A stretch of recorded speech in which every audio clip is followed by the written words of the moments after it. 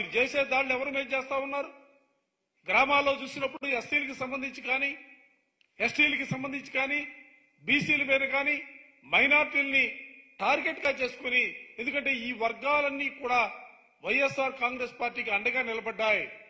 జగన్మోహన్ రెడ్డి గారి నాయకత్వాన్ని కోరుకున్నారనే భావంతోనే ఇవాళ మీరందరూ కూడా ఈ వర్గాల్ని టార్గెట్ చేసి మీరందరూ కూడా దాడులకి, వాళ్ళపైన దాడులకి ఇవాళ మీరు ముందుకు సాగుతా ఉన్నారు.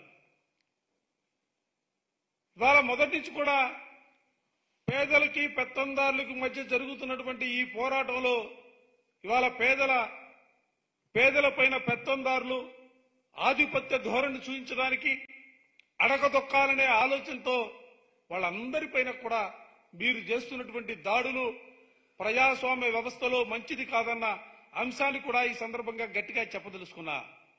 నిన్న చెప్పాడు జగన్మోహన్ రెడ్డి గారు, గతంలో 2019లో జరిగినటువంటి ఎన్నికల ఫలితాల కంటే కూడా రేపు రాబోయే 4వ తారీఖున రాబోయే ఎన్నికల ఫలితాలు మరింతగా 51% ఓట్లు కాదు, ఓట్ల శాతం పెరిగిపోతా ఉంది. 151 సీట్లు కాదు, సీట్లు కూడా పెరగబోతాయన్న అంశాన్ని చెప్పిన తర్వాత తెలుగుదేశం నాయకులు ఇవాళ కొత్తలాడిపోతా ఉన్నారు.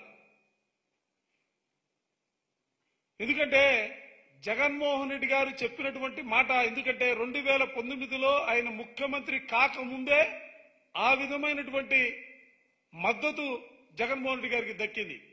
ఇవాళ 5 సంవత్సరాలు ముఖ్యమంత్రిగా పరిపాలన చేసిన తర్వాత కరోనా లాంటి కల్లోలం 2 సంవత్సరాలు ఈ రాష్ట్రాన్ని పీడించినప్పుడు కూడా ఈ రాష్ట్రంలో బహుశా దేశంలో ఎక్కడా కూడా లేని విధంగా పేదలకు సంబంధించినటువంటి అనేకమైనటువంటి సంక్షేమ కార్యక్రమాల్ని, అనేకమైనటువంటి పథకాల్ని ప్రజలకు అందించడం ద్వారా ఇవాళ ముఖ్యమంత్రి అంటే ఎలా ఉండాలనే భావన, ఆలోచన వచ్చినప్పుడు కూడా జగన్మోహన్ రెడ్డి గారి మాదిరిగా ముఖ్యమంత్రి ఉండాలనే ఆలోచన ఆంధ్ర రాష్ట్రంలో కాదు దేశంలోనే ఉన్నటువంటి పరిస్థితుల్లో ఎన్నికల ఫలితాలు రాబోతా ఉన్నాయి.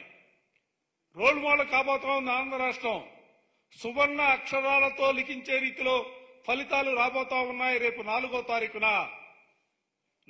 తారీఖున రాబోయే ఫలితాలు, ఎందుకంటే ఇది పేదలకు సంబంధించినటువంటి జగన్మోహన్ రెడ్డి గారు సింగిల్ గా ఒకే ఒక మాట, నా వల్ల నా ప్రభుత్వం వల్ల మీకు మంచి జరిగిందని భావిస్తేనే మాకు మా ప్రభుత్వానికి మద్దతు ఇవ్వమని పాజిటివ్ ధోరణిలో ఓటు అడిగినటువంటి సందర్భం దేశంలో కూడా ఎక్కడా కూడా లేదు. రాష్ట్రంలోనే మొట్టమొదటిసారిగా చూసినటువంటి పరిస్థితులు. అందుకే ప్రజలందరూ కూడా పాజిటివ్ మూడ్తో ఇవాళ జగన్మోహన్ రెడ్డి గారి నాయకత్వాన్ని కావాలని కోరుకొని గంటల తరబడి లైన్లో నిలబడి, ముఖ్యంగా మహిళలు కూడా పెద్ద ఎత్తున తరలి వచ్చి ఎన్నికల్లో ఓటు వేసినటువంటి పరిస్థితులున్నాయి. అందుకే నేను ఇప్పటికి కూడా వైఎస్ఆర్ కాంగ్రెస్ పార్టీ శ్రేణులందరికీ కూడా విజ్ఞప్తి చేస్తా ఉన్నాం, సమయం పాటించండి. 4వ తారీఖున ఫలితాలు వచ్చిన తర్వాత ఈ రాష్ట్రంలో జగన్మోహన్ రెడ్డి గారు మరోమారు ముఖ్యమంత్రిగా పదవీ బాధ్యత స్వీకరించిన తర్వాత రాష్ట్రంలో జరిగినటువంటి అన్ని ప్రాంతాలలో ఏ విధంగా తెలుగుదేశానికి సంబంధించినటువంటి కార్యకర్తలకు కానీ, వాళ్ళు నాయకులు కానీ దాడులకు పాల్పడినటువంటి వైనాలపైన ప్రత్యేకమైనటువంటి దర్యాప్తు ఉంటుంది. దాంతో పాటుగా అధికారులు ఎవరైతే తెలుగుదేశానికి వత్తాసుగా, తెలుగుదేశానికి మద్దతుగా ఉన్నారో వారిపైన కూడా శాఖాపరమైనటువంటి దర్యాప్తు ఉంటుంది.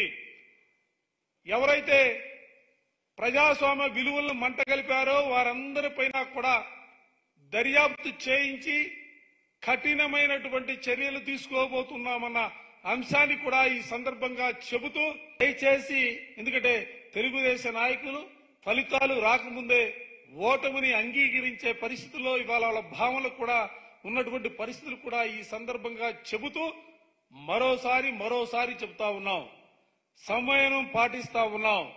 మేము పాటించే సమయాన్ని మీరు అసమర్థంగా దయచేసి భావించొద్దు. మా నాయకుడు క్రమశిక్షణ మాకు నేర్పించాడు.